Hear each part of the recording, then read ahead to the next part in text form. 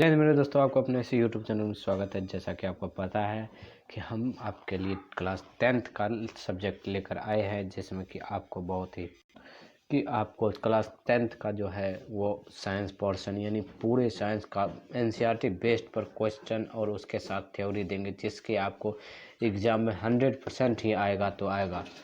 देखिए मेरे दोस्तों, कल की क्लास अगर आज को क्लास नहीं देखी है तो आप प्ले लिस्ट में जाकर क्लास 10th यानी 10वीं मैट्रिक क्लास 10th का साइंस होगा, उसमें आप जाकर और प्ले लिस्ट 1-2 बाय करके दिया है वो आप देख सकते हैं। तो देखिए आज बताएंगे कि अम्ल के साथ अभिक्रिया कराएंगे तो क्या होगा। अम्ल के साथ जो है, अगर हम अम्ल और धातु को अभिक्रिया कराते हैं, अम्ल और धातु को अभिक्रिया कराते हैं तो लवण और H2 होता है धातु के साथ, तो लवण और H2 होता है। और धात्विक ऑक्साइड के साथ कराते हैं तो लवण और जल बनता है। अगर बाइकार्बोनेट के साथ अभिक्रिया कराते हैं तो लवण और CO2 बनता है और जल भी बनता है। और क्षारक के साथ अभिक्रिया कराते हैं तो लवण और जल बनता है। और देखिए, और धातु कार्बोनेट के साथ अभिक्रिया कराते हैं तो लवण और CO2 बनता है। देखिए मेरे दोस्तों, आपको याद रखने के लिए आपको ऑब्जेक्टिव में ये क्वेश्चन आ सकता है और सब्जेक्टिव यानी 2 नंबर और 3 नंबर तीनों में आ सकता है। जैसे कि अब देखिए आपको क्या पूछ देगा क्वेश्चन के रूप में। देखिए कि अम्ल की अभिक्रिया जो है अगर धातु के साथ करेंगे तो लवण और H2 बनेगा। क्या क्वेश्चन रहेगा कि अम्ल की अभिक्रिया अगर धातु के साथ करेंगे तो क्या होगा, तो लवण और H2 बनेगा। दूसरा क्वेश्चन क्या आ सकता है कि अम्ल की अभिक्रिया धात्विक ऑक्साइड के साथ करेंगे तो क्या होगा। तीसरा क्वेश्चन क्या आ सकता है कि धातु बाइकार्बोनेट के साथ अभिक्रिया करेंगे तो क्या बनेगा। और चौथा क्वेश्चन आ सकता है कि क्षारक के साथ अभिक्रिया करेंगे तो क्या होगा। और पांचवा क्वेश्चन है धातु कार्बोनेट के साथ अभिक्रिया करेंगे तो क्या होगा। अब देखिए इसी के तौर पर अगला फिर क्वेश्चन 4 और बन सकता है और बनेगा ही बनेगा। क्षारक की अभिक्रिया जो है वह धातु के साथ करेंगे तो लवण H2 बनेगा। और क्षारक की अभिक्रिया अगर अधात्विक ऑक्साइड के साथ करेंगे तो लवण और जल बनेगा। और क्षारक की अभिक्रिया जो है धातु बाइकार्बोनेट के साथ अभिक्रिया करेंगे तो कोई अभिक्रिया नहीं होगा। देखिए मेरे दोस्तों, यहाँ पर बहुत से स्टूडेंट फंसते हैं और वहाँ तक कि बहुत से क्वेश्चन में भी गलत कर लेते हैं कि क्षारक की अभिक्रिया जो है और धातु बाइकार्बोनेट के साथ करेंगे तो अभिक्रिया नहीं होगी। और फिर देखिए अगर कार्बोनेट और बाइकार्बोनेट दोनों के साथ अभिक्रिया करेंगे तो नहीं होगी। देखिए अगर दिखाई दे रहा है आपको, ये दोनों के साथ अभिक्रिया करेंगे तो नहीं होगी, लेकिन अम्ल के साथ अभिक्रिया करेंगे तो लवण और जल बनेगा। मेरे दोस्तों यहाँ पर देखिए आपके ये चारों क्वेश्चन उठ सकता है। ये 4 क्वेश्चन जो है बन सकता है कि अम्ल के साथ अभिक्रिया करने पर धातु के साथ, धात्विक और अधात्विक ऑक्साइड के साथ, बाइकार्बोनेट के साथ, अम्ल के साथ और कार्बोनेट के साथ। अब देखिए अम्ल और क्षारक में समानता, देखिए ये दोनों में आप पढ़ लिए कि दोनों में अंतर क्या है। ऊपर जितना भी आपको टॉपिक पढ़ाए हैं या पिछले वीडियो में, तो आप ये जानेंगे कि अम्ल और क्षारक में यानी असमानता क्या है। अब देखेंगे समानता देखिए क्या है कि अम्ल H+ आयन करते हैं और क्षारक जो है OH आयन करते हैं। ये जो है ये दोनों में अलग अलग है। ये दोनों में क्या है, ये H+ आयन करता है, ये OH- आयन करता है। जब कोई अम्ल क्षारक जल में मिलाया जाता है तो तनुकृत हो जाता है, तनु में अलग हो जाता है। और जल में मिलाने पर इसका आयन जो है सांद्र H3 और OH- H3O+ और OH- में प्रति इकाई की कमी हो जाती है। यानी प्रति इकाई का मतलब एक भाग, यानी प्रति इकाई मतलब एक भाग जो है उसका आयन कम हो जाता है, इसका आयन कम हो जाता है। और उसके बाद देखिए क्षार और अम्ल की प्रबलता, क्षार और अम्ल की प्रबलता जो है H+ आयन उत्पन्न करता है और इसके OH- आयन की संख्या पर निर्भर करती है। इसकी प्रबलता जो है H+ आयन या OH- आयन पर निर्भर करती है। और ये किसी अम्ल क्षारक की प्रबलता हम एक सार्वभौमिक सूचक के द्वारा ज्ञात कर सकते हैं। जैसे सार्वभौमिक सूचक यानी यूनिवर्सल इंडिकेटर क्या है कि अनेक सूचकों का मिश्रक है। ये सार्वभौमिक क्या है, यूनिवर्सल इंडिकेटर किसको कहते हैं कि जो अनेक सूचकों को मिश्रित करता है। यह सूचक जो है, यह सूचक, ये सार्वभौमिक सूचक, देखिए सार्वभौमिक सूचक जो है किसी विलयन में हाइड्रोजन आयन की विभिन्न सांद्रता के विभिन्न रंगों को प्रदर्शित करता है। ये विभिन्न सांद्रता के विभिन्न रंगों को प्रदर्शित करता है। ये भी आप याद रख सकते हैं, अगर एग्जाम में आ सकता है कि सार्वभौमिक सूचक क्या है, तो ये सभी सूचकों का मिश्रक है। और यह जो है, और ये सार्वभौमिक सूचक जो है हाइड्रोजन आयन के द्वारा वो सांद्रता में रंग के द्वारा प्रदर्शित करता है कि किसका रंग क्या है। और आपको हम पीछे बताएं कि रंग में कैसे बता सकते हैं कि ये अम्ल है या क्षार है।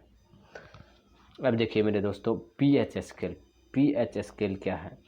पीएच स्केल वो है जो विलयन में उपस्थित हाइड्रोजन आयन की सांद्रता ज्ञात करने के लिए एक स्केल को विकसित किया गया है। यानी हाइड्रोजन आयन को ज्ञात करने के लिए कि उस सांद्रता में क्या है, यानी विलयन में कितने हाइड्रोजन आयन है, क्या है, उसको ज्ञात करने के लिए पीएच स्केल लिया गया। और पीएच स्केल में पहला पी जो है, पी, उसको पोटेंस यानी पोषांक, जो एक जर्मन शब्द है। ये क्या है? जो एक जर्मन शब्द जिसका अर्थ होता है शक्ति अगर। शक्ति अगर, इसका अर्थ क्या होता है? शक्ति। देखिए मेरे दोस्तों, पीएच अगर 7, पीएच 7 के बराबर रहेगा तो वो उदासीन होगा। 7 के इक्वल होगा तो वो क्या होगा? पीएच स्केल अगर 7 के इक्वल है तो उदासीन होगा। अगर 7 से छोटा है, यानी पीएच स्केल 7 से छोटा है, तो अम्लीय होगा। आपको देखिए यहाँ पर याद रखने होगा कि ये जो है, ये इंडिकेटर, यानी ये अगर जिस साइड अगर ये इसका मुंह खुला रहता है, समझिए वो बड़ा है, और जिधर का मुंह अगर छोटा रहता है, यानी छुटका रहता है, वो साइड छोटा है। तो उसी तरह देखिए पीएच जो है, पीएच की तरफ ये छोटा है, यानी 7 से अगर छोटा होगा पीएच का मान तो वो अम्लीय होगा। अगर 7 से बड़ा होगा पीएच का मान तो क्षारीय होगा। 7 से बड़ा होगा तो उसका पीएच मान क्षारीय होगा। अब देखिए मेरे दोस्तों कि यह स्केल 0 से 14 तक प्राप्त ज्ञात होता है। यह स्केल जो है ना कि ज़्यादा होता है। आप अगर जब ये ऊपर में जानते होंगे कि पीएच कितना होगा और पीछा होगा, तो ये मात्र 0 से 14 तक होता है। अब देखिए दुर्बल अम्ल और प्रबल अम्ल, ये जो है इंडिकेटर, ये इधर का साइड जो बड़ा होगा वो प्रबल होगा, और इधर का साइड जो होगा वो दुर्बल होगा। H+ आयन की मात्रा है, ये धीरे धीरे प्रबल की ओर बढ़ते जाता है और दुर्बल की ओर धीरे धीरे घटते जाता है। तो दुर्बल अम्ल क्या है? CH3COOH और H2CO3। और प्रबल अम्ल क्या है? HCl, H2SO4 और HNO3। ये प्रबल अम्ल है। अब देखिए दुर्बल अम्ल और प्रबल क्षार। दुर्बल क्षार और प्रबल क्षार, वह अम्ल पर रहते। अब क्षार देखिए, क्षार OH- के आयन की मात्रा इधर जाती है तो बढ़ती जाती है, और इधर जाती है तो घटती जाती है। हम आपको बता देते हैं कि अगर क्षार और अम्ल में जानना है तो वहाँ पर H+ आयन होगा, और पर क्षार यानी अम्ल में H+ आयन होगा और क्षार में OH- आयन होता है। तो ये देखिए, ये इंडिकेटर है, और इधर जाता है तो वो बढ़ते जाता है, और इधर जाता है तो घटते जाता है। तो प्रबल क्षार क्या है? NaOH, KOH, CaOH2। और दुर्बल क्षार क्या है? NH4OH, NH4OH। देखिए आप ये याद रखिएगा, क्योंकि ये आपको एग्जाम में आ सकता है ऑब्जेक्टिव के तौर पर, समझ गए। अब देखिए अगर क्या है कि अगर इधर बढ़ती है तो अम्लीय प्रकृति की होगी, अगर इधर बढ़ती हुई है तो क्षारीय प्रकृति का। हम आपको बताए थे कि 7 से अगर जितना छोटा जाएगा तो वो उदास यानी अम्ल होगा, और 7 से बड़ा जाएगा तो वो क्षार होगा। यानी कि इधर H+ आयन की वृद्धि होती है और इधर H+ आयन की कमी होती है। समझ गए मेरे दोस्तों? यानी OH- की आयन बढ़ोतरी होती है, यानी H+ आयन की कमी होती है, वही हो गया। और बीच में अगर इंडिकेटर यानी 7 के इक्वल होगा तो वो क्या होगा? उदासीन होगा। समझ गए मेरे दोस्तों? अब देखिए दैनिक जीवन में पीएच का महत्व क्या है? दैनिक जीवन में पौधों एवं पशु पीएच के प्रति संवेदनशील होते हैं। पौधों और पशु जो है पीएच के प्रति बहुत ही संवेदनशील होते हैं। जैसे देखिए हमारे शरीर 7 से लेकर 7-8 तक परासित का रेंज है। हमारे शरीर का पीएच मान जो है वो 7 से 7-8 है, इसके बीच कार्य करता है। और वर्षा का पीएच मान जो है, वर्षा के जल का पीएच मान 5.6 से कम हो जाती है तो अम्लीय वर्षा होती है। अगर पीएच मान जो है अगर 5.6 से अगर नीचे, जितने नीचे होती है वर्षा तो वो अम्लीय वर्षा है, और 5.6 से जल की वर्षा होती है। अगर इसके जितने नीचे रहता है वो अम्लीय वर्षा, उसी को कहते हैं अम्लीय वर्षा। अब देखिए मेरे दोस्तों, मिट्टी का पीएच मान क्या है कि अच्छी उपज के लिए पौधों को पीएच का परास जो आवश्यकता एक बहुत ही ज़रूरी है। पीएच मान बहुत ही ज़रूरी है। यह किसी स्थान के अगर पीएच मान कम या अधिक हो जाते हैं तो किसान उसमें आवश्यकता अनुसार अम्लीय और क्षार पदार्थ मिलाते हैं।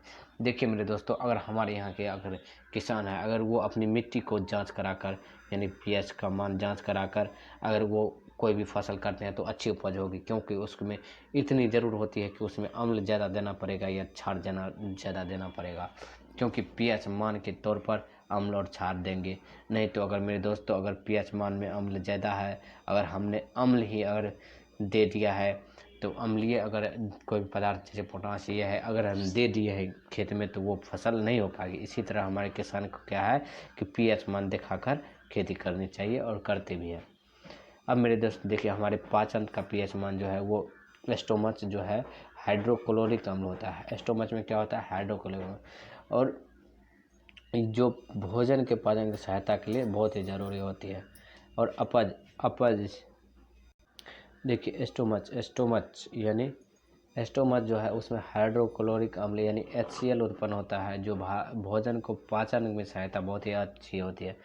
और अपच इस स्थिति में जो क्या है कि अधिक मात्रा में अम्ल उत्पन्न हो जाता है, यानी अगर भोजन नहीं पचता है मेरे दोस्तों, अगर पेट खराब यानी पेट यानी डायरेक्ट हो जाता है तो वो क्या आते हैं तो उसमें अम्ल की मात्रा अधिक हो जाती है, और जिसके कारण उदर का दर्द और जलन दोनों अनुभव होता है। उदर में यानी स्टोमच में दर्द और जलन दोनों अनुभव होता है।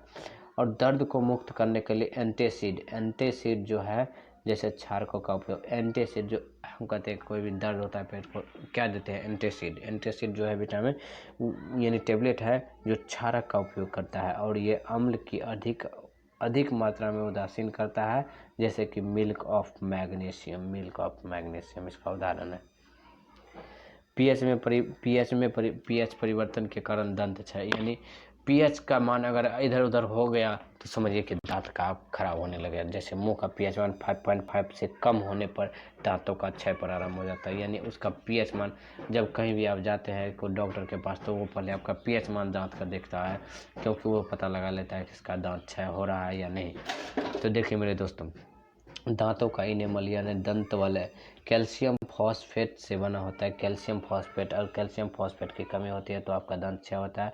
शरीर का सबसे कठोर पदार्थ होता है ये, और यह जल में घुलनशील नहीं होता है क्योंकि, लेकिन जल का पीएच मान 5.5 से कम होने पर संक्षारित हो जाता है यानी टूटने लगता है। और संक्षारीय दंत मंजन का उपयोग करके और अम्ल की अधिकता की मात्रा उदासीन किया जाता है, यानी अम्ल की मात्रा अधिक क्या कर उदासीन बनाया जाता है अगर क्षार होता है तो।